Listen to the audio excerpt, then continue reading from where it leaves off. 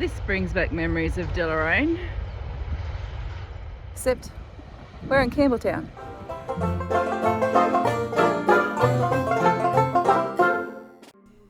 It's a long weekend down here in Hobart because of Regatta Day, so we've decided to take the weekend away and head up to Scamander.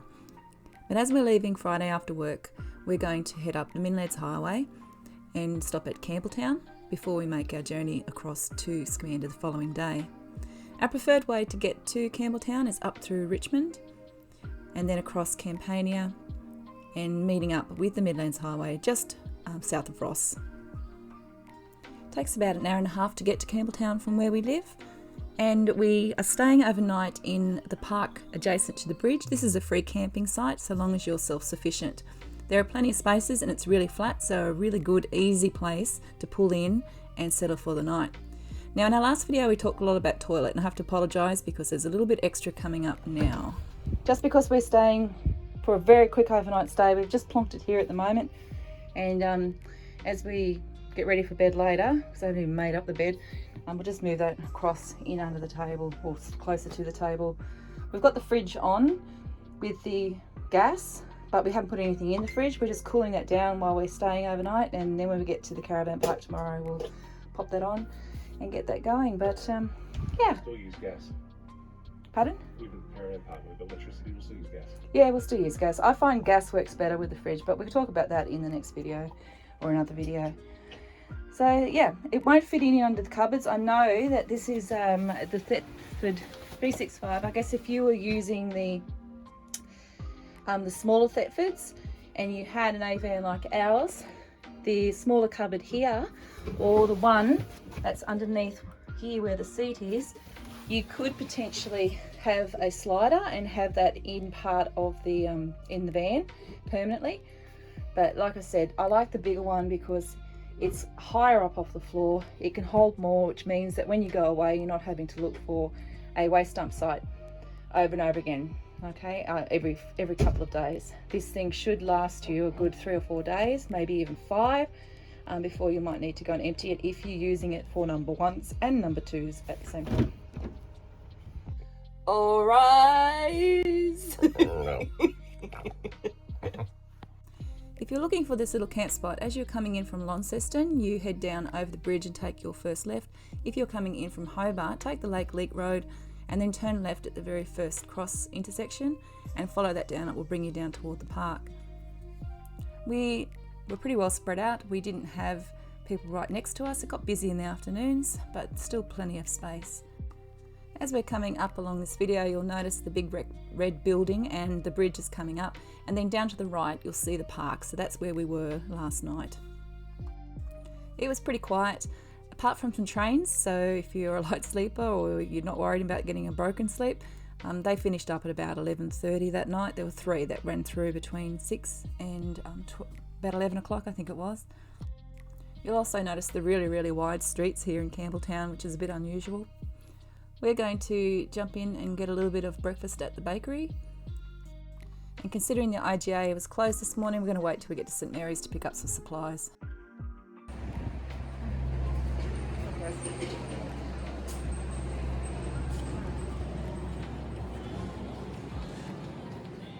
So yeah, don't judge my breakfast. I ended up with juice and a steak and mushroom pie. Jeff decided he'd try and get healthy and he got one of these fruit juice things that's filled with all sorts of stuff. Who knows? We're just about to leave Campbelltown. It's the 12th of Feb. The weather this morning's pretty cool, but I'm still walking around in a t-shirt and I know that it's going to get up to around 24 over the weekend. So Campbelltown is probably one of the very few remaining towns where they haven't put a bypass in. So Ross has a bypass, Oatlands had a bypass put in, Perth just recently had a bypass put in. Campbelltown is one of those towns that you can actually drive through and you can stop and pick up some supplies and goods, and it's pretty much a halfway mark for a lot of people between Hobart and Launceston.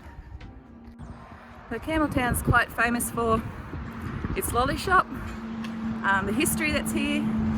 You do also have a banjos service station, bakery, the IGA and the BWS as normal shops as well. So it is a pretty spot to stop Nice bookstore down the road, and it's in a really old building, so you can go and check out some of the architecture of some of the buildings here as well. What you're seeing here is the convict brick trail. These bricks line the streets on the western side of Campbelltown. Each brick includes the convict's name, the ship that they came on, the age they were, and the crime they committed, and a little bit more information if it's available. In this shot you can clearly see the line of bricks going up the street and then around, as I turn around, right down to the bottom, so there's quite a few to read along your walk. Here at Campbelltown they do a show. They have a Campbelltown show as well, which is really big with a lot of the farms, produce markets. You know, those shows, those old country shows, are actually dying. You know, a lot of them are really just dwindling down, lack of attendance, but Campbelltown would be one of the bigger ones in Tasmania for sure. Hang on a minute, I've been self-corrected. No. Jeff said, I said one of the bigger ones. So just trying to figure out in Tasmania which towns do still have shows. And there's a Huonville Taste. Kempton has a show. They have a rodeo. They used to have a rodeo. Hamilton's a really small town. It's pretty big. Past the Doing Value, but it's a big event. Agfest is a huge event down here too. Snoring. But these events obviously have had a big shake-up with COVID, and they've canned a lot of them because the organisers find it too hard to work in with the councils to try and do it in a way that is COVID safe and applies with health regulations. So hopefully very soon a lot of these events will be reinstated so that we can go back to enjoying them. Deloraine has a great craft fair too in November. I think they did a modified one last year, so it'll be interesting to see what they do with this year's. Right. Just is going to finish his bacon and egg roll. Egg and bacon. From JJ's egg and bacon roll. Here's something for you. If you come to Tasmania and you're from the mainland and you're used to saying bacon and eggs, down here is eggs and bacon. Just saying. Why is that? Why do you think that is? Because there's a suburb in Tasmania called Egg and Bacon Bay. Yep. So everyone calls it eggs and bacon. So when you go into the shop to buy an egg and bacon sandwich, or you ask for egg and bacon, not bacon and egg, because if you ask for bacon and egg, they'll know that you're a tourist.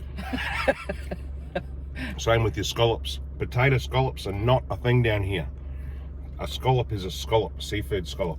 So if you go to a store and you want something to eat and you want a potato cake, yeah, you got to ask for a potato cake. not a potato scallop. If you ask for a scallop, you'll get a scallop, and that's exactly what happened to me when we came down on holidays. I asked for a scallop, like 3 scallops, and I ended up getting 3 scallops. Yum. Not 3 potato cakes. Yum. Lucky you. Yeah, Jeff didn't mind it because he likes scallops. I love scallops. So we are going to make tracks across to Avoca this morning, and then Bye. through St Mary's. Hang on, I haven't got my seatbelt on yet. Oh, good. And down into Scamander, which is where we're going to set up camp for this evening. So we'll see you.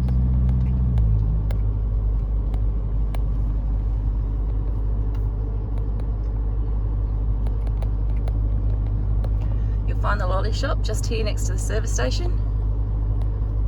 Great range of treats. I love that shop.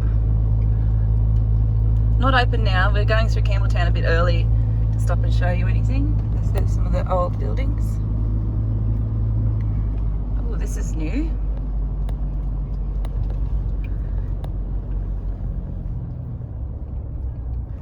And the actual town of, we went through the main part of town, but the most of the houses and so on are off up to the left here. It's a beautiful old church here on the apex of the road. That used to be open to public and used as a church, but someone has bought it privately now and they're doing some work with that. I don't know what they're doing. Yeah. A lot of the churches in Tasmania are being sold up and bought privately and converted into other premises. Just had a quick stop at the IGA at St Mary's. St Mary's is a really quaint little town just before you get to the pass. So it's a bit mountainous as you go down through and into the east coast. I really like St Mary's. The people here are really friendly. It even has its own Chinese restaurant, would you believe? It's called Ping's Place. It's top there. The pharmacy and hall and IGA and the parks. It's a nice, clean, tidy town. In fact, the towns that went through, so Avoca, Fingal has an overnight spot for camping, overnight stays, and then I'm pretty sure that St Mary's does too. I think it's a little bit further up the road, so we're going to have a little look at that as we go past. But yeah, you right? Have you got the keys to the van? Yeah, I do have the keys to the van. Yep, you go. Why? Where do you think they're? I thought they were in my pocket. No. Jeff's just having a freak out because I took the keys to the van. He's like the key master. You ever watch Ghostbusters where they have Rick Moranis? Shut up, idiot.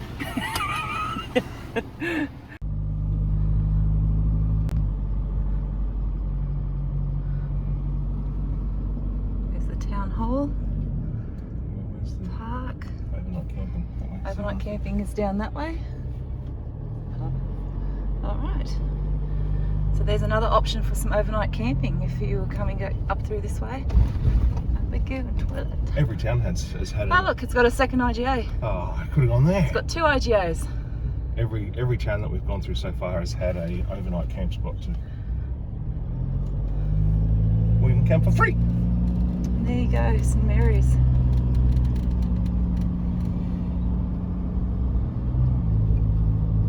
We'll come and stay up here overnight at some point and go for a bit of a wander.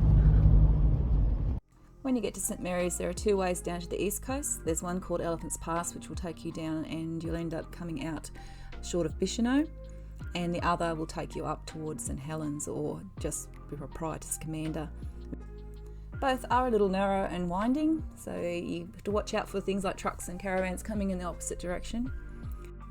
I always find it mildly amusing, and I really mean mildly amusing, when I check out the guardrails in these sections of roads around Tasmania. You know, we're lucky to even have any here. As a tourist, how do you find that when you come down, when you're driving around? Let us know in the comments, because there are some very, very dicey places where you think, oh, if you came off the road here, you'd be in trouble. On the other road that does head down toward Bicheno, there was a pancake shop, and sadly the pancake shop at Elephant's Pass is now closed, so that's a bit disappointing. It was always good to stop in there along the way.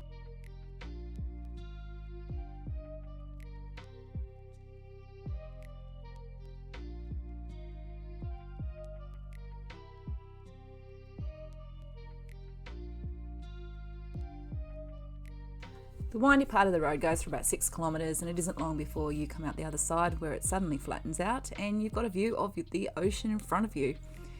It is a bit of a cloudy day. It would have been nice to have been sunny. You would have definitely seen that nice crystal blue that you get when you head toward your east coast of Tasmania. Thanks for sticking around and watching this video.